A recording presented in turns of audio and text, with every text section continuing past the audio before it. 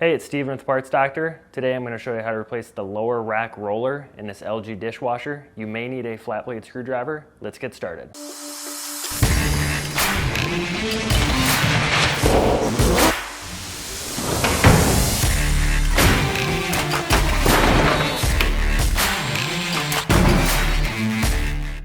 With the door open, grab the lower rack, slide it out, and set it on its side. Now, pry on the locking tabs on the roller to remove it from the rack. You may need to use a flat blade screwdriver. If you have a bad roller and you need to purchase a new one, you can check out our website, partsdoctor.com. We'll leave a link in the description below. You want to make sure you're searching with the model number from the tag on your dishwasher to make sure you get the correct part. To install the roller, align it and push to snap back in place. Then, reinstall the lower rack and shut the door.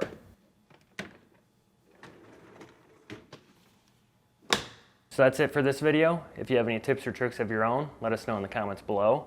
And if you like fixing things, please consider subscribing.